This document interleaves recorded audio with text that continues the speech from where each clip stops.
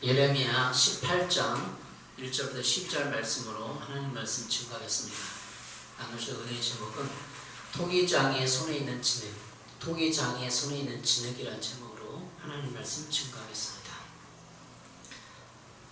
인생을 살아갈 때 여러 가지 문제들이 있습니다. 내면적인 문제들 있고 또 겉으로 드러나는 여러 가지 재정적인 문제, 이런 문제, 사소한 문제들이 있죠. 내면의 문제는 원망과 불평, 미움, 상처가 많다는 것, 또 성격이 인간관계가 좋지 않아서 성격이 모난 성격이 있다 이렇게 느끼는 것, 그것도 문제일 수 있습니다. 가족과 직장의 문제가 있을 수도 있고, 그러나 오늘 본문에 있는 내용을 통해서 토기장의 손에 있는 진흙을 통해서 그 문제의 근원을 한번 짚어보도록 하겠습니다. 문제가 무엇인지 토기장의 비유를 통해서 그 문제를 진단해보고 문제 해결책을 제시하고 내 문제를 찾고 또 해결하는 시간 되기를 바랍니다. 우리 인생은 항상 감사와 평안이 넘쳐야 됩니다. 감사하다. 내 환경과 내 삶 모든 것이 감사하다. 평안하다. 이게 좋은 거잖아요. 하나님 볼 때 감사와 평안이 넘쳐야만 우리 신앙생활도 좋고 순탄한 길이죠. 그러나 우리가 늘 바쁘고 여유가 없고 짜증나고 원망, 불평, 미움, 상처가 많다면 문제가 있는 거예요. 그게 올바른 길이 아니라 하나님 보시기에 우리가 마음에 감사와 평안을 갖기 원합니다. 여유도 있기를 원하고. 왜 사람들은 여유가 없느냐? 일에 너무 치중하다 보니까, 돈을 벌기 위해서 일과 돈에 치중하다 보니까 여유가 없어지다 보니까 이 속마음이 썩어서 냄새가 나는 그런 일이 많습니다. 현대에 쉼이 없기 때문에, 안식일을 제대로 지키지 못하기 때문에, 안식일이나 주일 성소죠. 주일을 제대로 듣고 하나님 앞에 쉬지 못하기 때문에 여유가 또 감사와 평안이 없는 것 같습니다. 여러분 어떠세요? 여러분의 마음을 왜 한번 진단해 보세요. 내가 왜 감사와 여유와 평안이 없고 힘들고 지치고 늘 미움이 올라오고 원망이 올라오고 불평이 올라오고 그런지 진단해 보시길 바랍니다. 성경은 여기에 답을 주고 있어요. 오늘 본문도 마찬가지고 로마서 9장 12, 13절에 이렇게 말하고 있습니다. 또 이러한 일이 사람의 행위에 근거하는 것이 아니라 부르시는 분께 달려있음을 나타내시려고 하나님께서 리브가에게 말씀하시기를 형이 동생을 섬길 것이다 하셨습니다. 이것은 성경에 기록된 바 내가 야곱은 사랑하고 에서를 미워하였다 한 것과 같습니다. 우리는 다 사회에서, 가정에서, 직장에서 다 사랑받고 인정받기를 원해요. 근데 성경에 있는 나와 표현은 내가 야곱을 사랑하고 에서를 미워하였다 이렇게 기록하고 있어요. 하나님도 야곱은 사랑하고 에서를 미워한대요. 이게 문제예요. 왜 하나님 다 같이 사랑하시지 야곱은 사랑하고 에서는 미워하는가? 로마서 깊은 진리가 있는데 한마디로 말하면 구속사라는 구속사. 하나님은 야곱과 에서 중에서 구속하기 위해서 야곱을 선택했다는 거예요. 거기에 말은 에서는 자꾸 의와 사랑을 선택하지 않고, 의로운 길, 사랑을 선택하지 않고 연약하고 부족한 야곱이 하나님의 사랑을 선택하고 자꾸 그렇게 인생을 살다 보니까 하나님도 야곱을 사랑할 수밖에 없다는 거예요. 그러니까 우리가 어떻게 살아가는 방식을 하나님 보시고 구속해내기도 하고 때로는 버리기도 한다는 거예요. 그게 로마서 9장에 나오는 전체적인 맥락이에요. 사람의 행위에 근거하는 것이 아니에요. 그러니까 여기 12절에 사람의 행위에 근거하는 것이 아니라 그러니까 하나님의 마음대로 한다는 거예요. 나쁘게 말하면. 근데 하나님을 그걸 좋은 말로 표현하면 하나님의 절대 주권이다 이런 얘기예요. 절대 주권이다. 여러분 구속사에서 제외되는 사람은 하나님을 선택하지 않는 사람이에요. 다시 말하면 인생을 살아갈 때 사랑을 선택하지 않고 의를 선택하지 않는다는 거예요. 하나님 자체가 사랑이잖아요. 우리는 알고 있잖아요. 그러면 사랑을 해야 돼. 가족을 사랑하고 이웃을 사랑하고 의로운 길로 가야 돼. 근데 지금 내 육체가 필요해. 먹을 거 필요해. 사람을 속여. 나쁘게 거짓말해. 계속 이렇게 인생을 살다 보니까 그는 불의를 선택하고 결국은 그게 쌓여서 사랑을 선택하지 않고 사랑을 선택하지 않으니까 하나님을 선택하지 않는 거예요. 그러니까 하나님의 구속, 하나님이 구원하고자 하는 것은 벗어나는 거예요. 이게 구속사예요. 김명정 목사님이 구속사적 설교를 잘하고 많이 해요. 우리도 우리 인생을 살 때 이런 눈이 필요해요. 왜? 하나님은 야곱은 사랑하고 예수는 미워해요. 지금 중동 전쟁이 벌어질 조짐이 보이는데 이스라엘이 하마스, 헤즈볼라랑 싸우고 있잖아요. 헤즈볼라, 하마스 뭐 이런 반군들이 다 이삭과 이스마엘의 전쟁이에요. 이스마엘의 후예들, 그리고 야곱과 에서의 전쟁이기도 하고, 그들은 지금 같은 이복 형제임에도 형제임에도 불구하고 이스라엘을 미워하고 역사적으로 계속 대적해왔어요. 거기에는 이스마엘이 또 에서가 구속사에서 제어된 어떤 역사적 맥락을 가지고 있어요. 우리는 어떻게 살고 있나? 우리의 문제, 사랑을 선택하지 않고 내가 막 불의를 선택하고 미워하고 이렇게 하면은 그게 쌓여서 하나님의 구원의 길에서 제외된다는 거예요. 구속사, 그렇다는 거예요. 여러분 어떠세요? 오늘 본문을 한마디로 표현하면 하나님의 절대 주권 이야기예요. 하나님의 절대 주권. 그걸 제목을 토기장의 손에 있는 진흙 이렇게 만든 거죠. 여러분 인생을 살다 문제는 비교의식과 피해의식에서 많이 나옵니다. 남과 비교해서 내가 또 성장기나 어떨 때 피해를 많이 봤다. 이렇게 하면서 남과 비교하면서 사랑과 의를 선택하지 않는 거예요. 나만 왜 피해를 봐야 돼? 나만 손을 봐야 돼? 내가 나만 왜 사랑을 해야 돼? 손을 보고 그렇게 인간은 끊임없이 질문하게 돼 있어. 그 인생의 문제예요. 그래서 결국 근원적인 문제는 거기에 있어. 저도 주변에 있는 동기 목사님들을 보면서 비교를 하면 하나님 앞에 원망할 게 많아요. 나는 왜 이런 가정에서 부모님 일찍 돌아가시고 왜 이렇게 가난한 가정에서 돈도 없이 물려준 재산도 없이 그렇게 생각을 하게 되면 끊임없이 하나님 대한 원망이 가게 돼 있어요. 하나님 불평이 가고. 그러면 인생이 이제 헛사는가? 불의를 선택하는가? 막 감정에 휩싸이다 보면 하나님에 대적하고 하나님 뜻대로 살지 않고, 근데 그것을 하나님의 절대 주권으로 토기장의 손에 있는 진흙으로 이해를 하면 가장 쉬워요. 로마서 9장을 설교하면서 강의하면서 그런 것도 했어. 근데 오늘 직접적으로 예레미야에 있는 구약에 있는 예레미야에 있는 하나님 직접 말씀하는 거예요. 하나님이 말씀하실 때 이렇게 하고 하는 거예요. 오늘 본문을 통해서 하나님의 절대 주권 이야기, 토기장의 손에 있는 진흙에 대해서 여러분과 나누고 인생의 문제를 진단하고 인생의 문제에서 헤어나기를 바랍니다. 오늘 본문을 통해서 내 안에 피해의식, 비교의식 다 하나님의 말씀으로 정리하기를 원합니다. 사명과 하나님의 절대 주권 문제예요. 사실은 여러분 오늘 본문을 통해서 보는 것은 1절 3절에 보면 토기장의 손을 보십시오. 여러분 문제를 보지 말고 토기장의 손을 보라는 거예요. 예레미야 18장 1, 3절에 보니까 이렇게 말하고 있어요. 이것은 주님께서 예레미야에게 하신 말씀이다. 너는 어서 토기장의 집으로 내려가거라. 거기에서 내가 너에게 나의 말을 선포하겠다. 그래서 내가 토기장의 집으로 내려갔더니 토기장이가 마침 물레를 돌리며 일을 하고 있었다. 그런데 그 토기장이는 진흙으로 그것을 빚다가 잘 되지 않으면 흙으로 다른 그릇을 빚었다. 잘 되지 않으면 흙으로 다른 그릇을 빚었다. 하나님이 모든 사람들을 흙으로 이렇게 빚어서 자기가 의도한 대로 만들려고 하는 거예요. 근데 잘 되지 않으니까 이건 비유야, 비유. 하도 답답하니 이스라엘 백성들이 공동체가 답답하니까 예레미야 선지자를 통해서 야, 너 한번 그릇 만드는 토기장이 집으로 가봐. 내가 그거 할 말 있어. 그래서 보낸 거예요. 가니까 토기장이가 농로에다가 빙빙 발을 돌리면서 하고 있는 거야.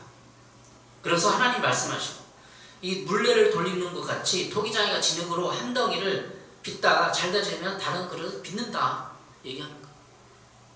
그리고 우리 인생의 문제를 막 동기들 목사님과 뭐 사람들과 누구런 사람 비교해서 그 문제를 하나님의 손을 봐야 돼. 하나님의 손이 물레에서 이렇게 막 빚어 만드는 걸 봐야 돼.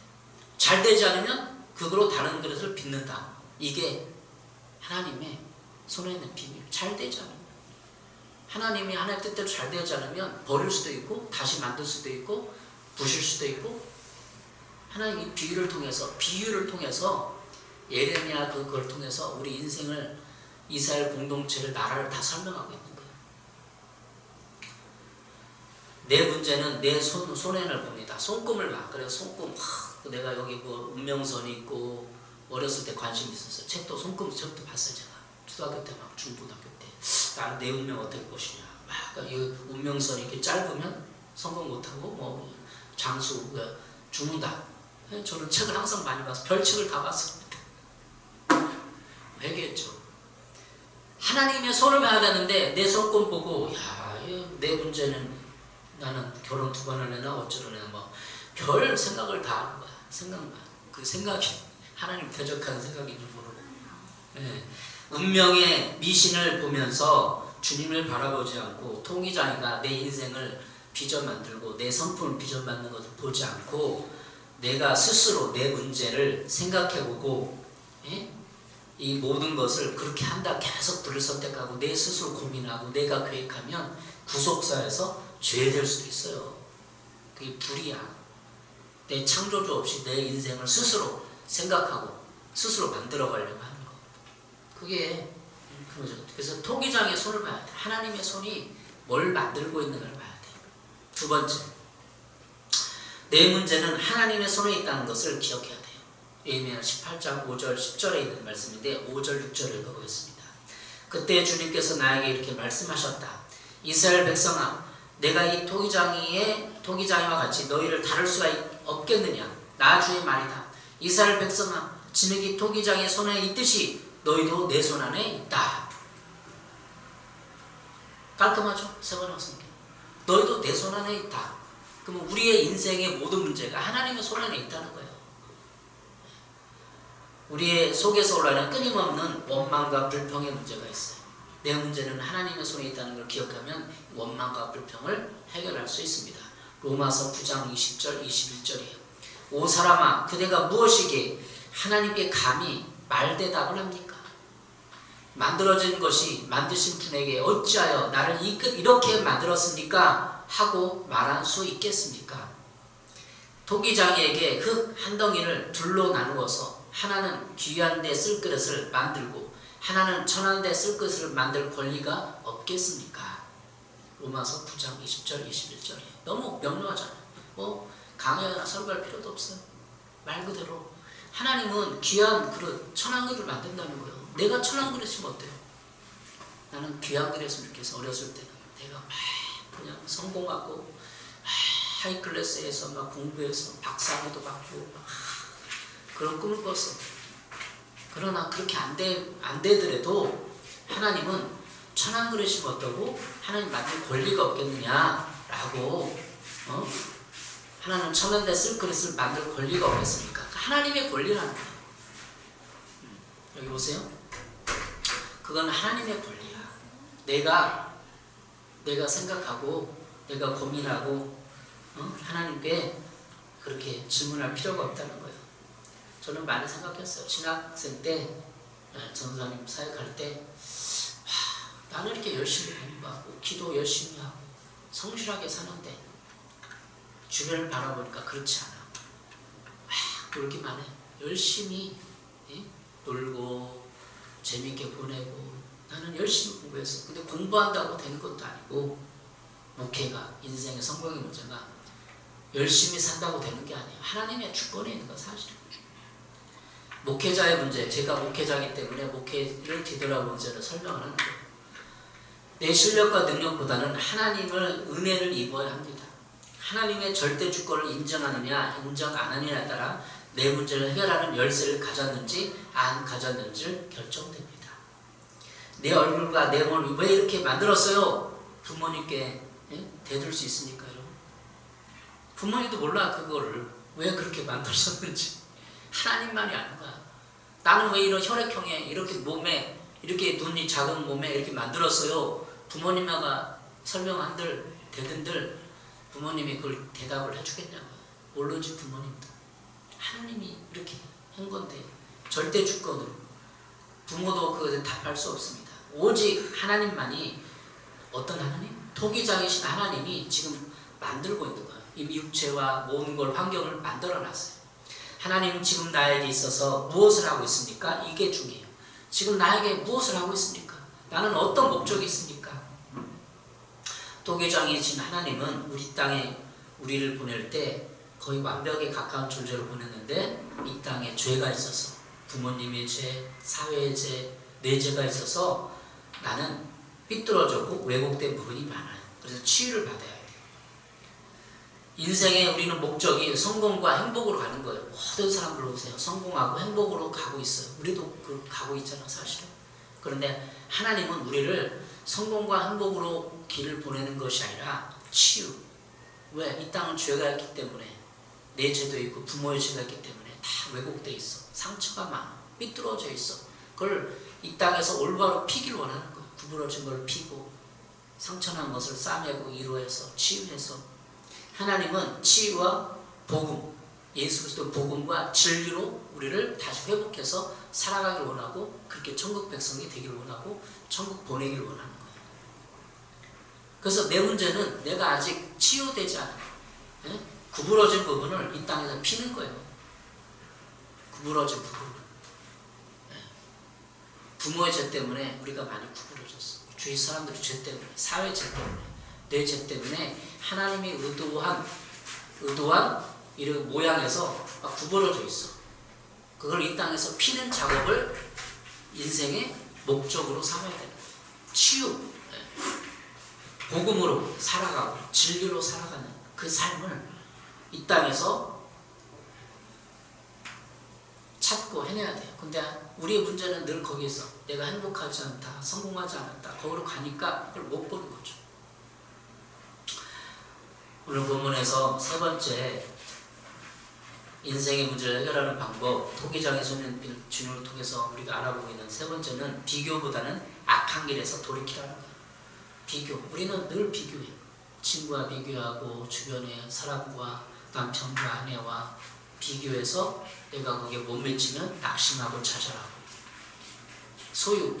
주변에 소유가 많은 사람 보면 불행해지고 거기에서 인생을 살아가는 거예요. 근데 그걸 벗어나면 너무나 행복한 거야. 불교도 그런 걸 얘기해요. 무소유. 그러나 우리는 무소유가 아니라 주변 사람과 비교할 필요가 없다는 거예요. 왜? 하나님이 우리를 지금 빚어 만들고 있기 때문에. 에레미야 18장 11, 12절 이렇게 말하고 있습니다. 그러므로 너는 이제 유다 사람과 예루살렘 주민에게 전하여라. 나주가 말한다. 내가 너에게 내릴 재앙을 마련하고 있으며 너희를 칠 계획도 세우고 있다. 그러므로 너희는 어서 각기 자신의 사악한 길에서 돌이키고 너희 행동과 행실을 고쳐라. 내가 이렇게 말하면 그들은 이르기를 그럴 필요 없다. 우리는 우리 생각대로 살아가겠다. 우리는 각자 자신의 악한 마음에서 나오는 고집대로 행동하겠다 할 것이다. 예. 이 말은 사실 에레미야 18장은 이스라엘 공동체, 이스라엘 나라에 전체적으로 주는 말씀이에요. 공동체 말씀이야. 근데 우리 하늘숲교회 이 나라, 우리 개인에게 이 땅에서 들려주는 하나님의 음성으로 듣는 것이죠. 가서 하나님이 심판하고 재앙을 준비하고 있다. 돌이키라. 그 돌이키는 내용이 사악한 길에서 돌이키고 너희 행동과 행실을 고쳐라. 너희 행동과 행실을 고쳐라. 세번역 성경이에요.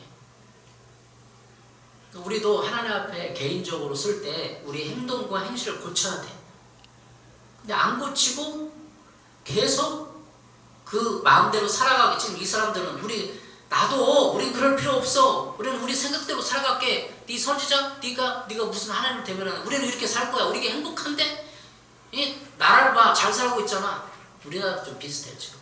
최첨단 선진국의 행복을 즐기고 있는데 그렇게 얘기하는 사람. 우리는 행복하다. 우리 교회도 한국 교회도 성공했다. 수많은 큰 교회들이 많다. 근데 이스라엘 당시도 그랬어요. 선지자가 예언 선포를 다 그랬어. 그 당시에 잘 살았어요. 하나님의 기준은 잘 살고 못 살의 기준이 있는 게 아니냐. 안 고치는 그 행실과 행동과 행실을. 우리도 그럴 필요 없어. 우리는 성공했는데 뭘? 우리는 행복해. 차도 있고 주말에 뭐 어디 뭐 골프도 치러 가고 주말에 등산도 가고 참 행복해 여유 있어. 니네나 잘 믿어라. 이 교회 교회 꼴 좋다. 이게 교회 니네나 좀 잘해. 그리고 세상 사람들이 많이 거기서 조롱하고 있어요. 그게 지금 그 예레미야 당시의 사회랑 똑같아요. 근데 악한 길이 뭐예요 사실. 뭐 착하고 도덕적인 그런 게 아니라 하나님의 근본적인 뜻 안에서 벗어나 있다는 거죠. 우리는 우리 생각대로 살겠다. 인간의 생각이. 우리는 교만, 구속사에서 죄되는 사람은 뭐냐면 하나님의 의와 사랑을 선택하지 않고 자기 의와 자기 사랑에 빠져서 나는 그만하면 됐지. 누가 하면 축의금도 내고 나는 괜찮은 사람이야. 내 나처럼만 살아봐. 이게 자기 의야. 근데 지금 사회에 고독사 하나님 인구가 800명, 900명이 됐다고 해서 한국 사회 1년에 고독사로 죽어가는 거. 네? 우리 사회도 지금 문제가 많아요. 우리 개인적인 문제도 있지만 그런 걸 못 푸는 거야. 나는 행복하다. 나는 성공했다. 우리나라 선진국이야. 네? BTS 얼마나 우리나라를 좋아하는데 그러고 있어요 지금. 사회를 지적하는 것이 아니라 적응해 볼 것입니다. 그런데 로마서 9장 27절 읽어보겠어요. 그리고 또 이사야는 이스라엘 두고 이렇게 외쳤습니다. 이스라엘 자손의 수가 바다 모래 같을지라도 남은 사람만이 구원을 얻을 것이다. 이 남자 사상인데 우리가 우리 생각대로 악한 데서 돌이키지 않으면 남은 사람만 하나님을 선택하는 사람만 살아남고 구원받는다는 거예요. 각기 너희는 사악한 데서 돌이키고 너희 행동과 행실을 고쳐라. 하나님의 지적이에요. 여러분 기분 나쁘지 않습니까? 예레미야가 지적한 거예요. 칭찬과 격려를 하나님은 해야 되는데 지적도 하는 거예요. 하나님은 또 지적하고 약속하죠. 예레미야 예언을 보면은 지적만 하는 게 아니야. 또 격려하고 이스라엘 민족을 격려하고 새로운 약속도 해주죠. 네가 돌이키면 내가 전쟁을 안 일으키고 너희를 복주겠다. 하나님은 또 약속하죠. 복에 복을 더해주겠다. 우리가 행실을 고치고 돌이키길 원하는 악한 길에서 여러분 인생의 문제 진단해 봤나요? 이 시험 통해서 여러분의 내면의 문제, 성격의 문제 나는 괜찮은 사람이야. 내가 이 정도 하고 내가 이 정도 좀 모난 부분이 있지. 그렇게 덮으면 안 돼요. 근데 회개도 하고 그런 비유가 디모데 전후서에 있는데 한번 읽어보겠습니다. 디모데전 1장 18, 19절 아들 디모데여 이전에 그대에 관하여 낸 예언을 따라 내가 이 명령을 그대에게 내립니다. 그대는 그 예언대로 선한 싸움을 싸우고 믿음과 선한 양심을 가집시오. 어떤 사람은 선한 양심을 버리고 그 신앙생활에서 파산을 하였습니다. 선한 양심을 가져서 우리가 착한 행동과 행실로 고쳐야 돼요. 우리가 양심이 무뎌졌으면 영적으로 떠난 겁니다. 우리 양심을 자꾸 일깨워야 돼. 내 양심을. 내가 이거 좋은 성격이 아니구나. 내게 이런 문제가 있구나. 문제를 덮으면 안 돼요. 여러분 문제를 늘 꺼내면서 하나님께 하소연을 하고 문제를 고쳐달라고 하고 내면적인 문제를 들고 다니다. 원망 불평의 문제. 비교하는 문제. 저는 이제 비교를 안 해요. 신학생 때 비교 많이 했어요. 비교해서 낙심하고 좌절하고. 최근에도 동기 목사님이 인천에 큰 교회 부임을 했어요. 저보다 한참 어리고. 근데 그런 거 보면 원망이 나오고 막 낙심하고 불평하는 게 아니라 감사해. 내 동기가 이 가까운데 야, 그 훌륭한 목사님이 내 근처에 왔구나. 야, 큰 교회하고 잘 됐다. 이런 마음. 내 인생을 받아들인 축복이 나오는 거예요. 축복이 나오지 원망하고 불평이 나오지 않아요. 자랑스럽지. 그렇잖아요. 내 주변에 있는 동창들 되는 거, 또 선배들이 국회의원 됐잖아. 너무 자랑스러워. 그런 거 보면서 나를 비교하면서 열등감에 빠지고 낙심하고 야, 뭐 나는 뭐냐, 원망하지 않아요. 왜? 수용하니까. 토기적인 하나님을 만났으니까. 하나님은 이렇게 만들 수도 있고 저렇게 만들 수 있어요. 내가 천한 그릇이면 어때? 나는 이미 포기했어. 하나님, 정말 너 천한 그릇이야. 그러면 알았습니다. 감사합니다. 그 정도로 돼 있어요. 자세가. 여러분 어떠세요? 야, 내가 천에 기분 나쁘고 화가 나요? 천한 그릇이면 어때? 디모데 후서 2장 20절에 그 답이 있어요. 큰 집에는, 디모데 후서 2장 20절, 큰 집에는 금그릇과 은그릇만 있는 것이 아니라 나무 그릇과 질그릇도 있어서 어떤 것은 귀하게 쓰이고 어떤 것은 천하게 쓰입니다. 그러므로 누구든지 이러한 것들로부터 자신을 깨끗하게 하면 그는 주인이 온갖 좋은 일에 요긴하게 쓰는 성별된 귀한 그릇이 될 것입니다. 세번하세요. 금그릇, 은그릇 내가 될 수 없어요. 나는 천한 것이라고 이미 나무 그릇, 질그릇 이렇게 일 수 있어. 환경을 되돌아보니까 지난번에 부흥이 와서 목사님 그랬잖아요. 나는 이렇게 못하고 아무것도 못할까 그 생각을 했대잖아요. 30대 초반에. 그래서 하나님께 기도하고 막 낙심하고 그러는데 하나님이 너 뒤를 돌아봐라 그랬대잖아요. 뒤를 돌아 인생의 길을 뒤돌아본 거야.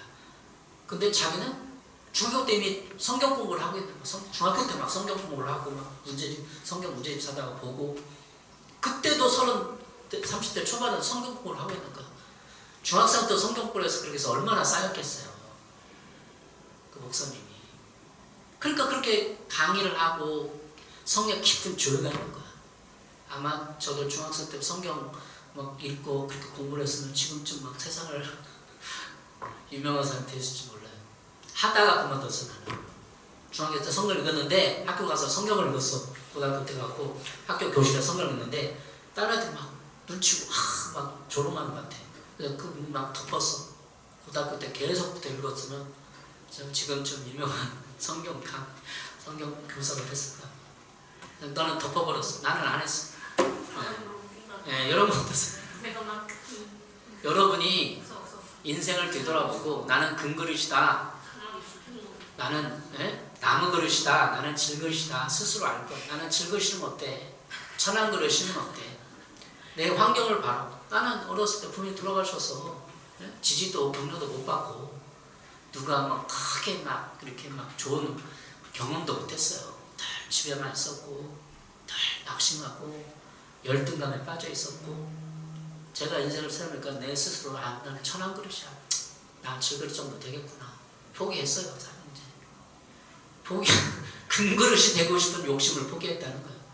내가 금그릇처럼 화려하게 내 인생을 꾸며간들 누가 좋게 봐주겠어요. 그렇습니다 여러분. 오늘 핵심은 그 질그릇이라도 나무 그릇이라도 자신을 깨끗하게 하면 그런 주인의 온갖 조리를 요긴하게 쓰는 성별된 그릇이 된다는 거예요. 그래서 우리 원망 불평할 필요가 없어요. 내가 얼마나 깨끗하게 살아가느냐에 따라 사람들이 인정하고 존중하고 존경을 보내는 거예요. 그 성경에 다른 성경에도 있어요. 세상에 좋은 환경과 가문을 선택하지 않아. 하나님은 천한 그릇, 천한 사람을 선택해서 나중에 높이는 거예요. 그런 성경도 있잖아요. 우리가 우리 자기 깨끗하게 하면 거기에 목숨 걸면 내가 성별된 거룩한 삶으로 계속 연습하고 그러면 사람들이 알아요. 그래서 인정하고 높여주는 거예요. 스스로 금그릇이 되려고 노력할 필요도 없습니다. 비교의식, 다른 사람의 모든 거에 우리가 관심 가질 필요가 없어요. 디모데후서 5장 22절 이렇게 말하고 있어요. 아무에게나 경솔하게 안수하지 마십시오. 남의 죄에 끼어들지 말고 자기를 깨끗하게 지키십시오. 남의 죄에 끼어들지 말래요. 지금 세번역 성경인데 남의 죄에 관여하지 말라는 거예요. 남이 어떻게 살았는지 판단하고 정죄하지 말라는 거예요. 저 사람은 저렇게 살면 잘 되는데 이렇게 스트레스 받지 말라는 거예요. 저 사람은 저렇게 신학생 때 그런 스트레스 많이 받았어. 기도도 안 해. 맨날 놀기만 하고 막 해. 근데 나중에는 그 돈도 팍팍 쏠. 잘 돼. 신학교에서 하는 얘기 있어요. 금수저, 은수저 그렇게 비슷하게 하는 건데 육두품이다. 그 뭐야 신라의 계급처럼 최고 계급 뭐예요? 신라의 최고 계급.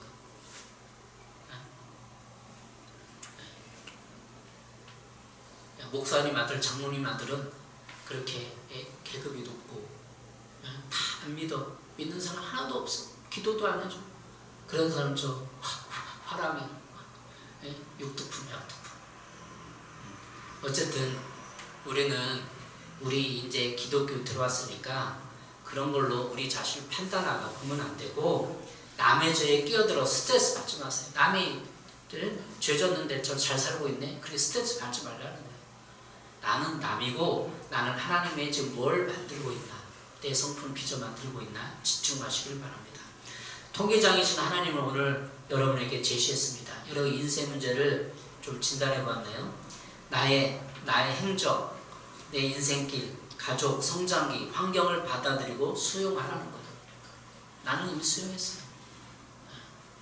여러분 어떠세요? 수용하고 있나요? 용서하시고 여러분 주변에서 부모를 용서하시고 나의 상처와 아픔을 통해 하나님의 영광을 드러내고 쓰실 하나님을 기대하라는 거예요. 오늘 본문의 결론은, 우리 적용점은 상처 입은 치유자로 부르심을 인식하라는 거예요. 내 상처가 상처 입은 치유자라고 인석하고 자꾸 감추지 말고 때로는 그것을 꺼내서 유유적절하게 사용해서 여러분의 인생이 딴 사람의 빛나게 하는 그런 위대한 인생으로 살아가시길 바랍니다. 자신을 깨끗게 해서 천한 그릇도 남은 그릇도 쓰일 수 있다라는 믿음을 가지시고 살아가시길 바랍니다. 기도하겠습니다. 하나님 아버지 감사합니다. 토기장의 손에 있는 진흙에 불과한 우리를 선택하셔서 예수님 믿게 하고 거룩하게 하고 남한테 뛰어나서 이렇게 깨끗한 그릇이다라고 보여줄 수 있는 그러한 길을 가게 살게 하시니 감사합니다. 이제부터는 그러한 삶을 살게 해주시고 원망과 불평을 제거하겠습니다. 도와주시옵소서. 감사하고 받아들이겠습니다. 예수님의 이름으로 기도했습니다. 아멘. 준비하신 헌금 드리고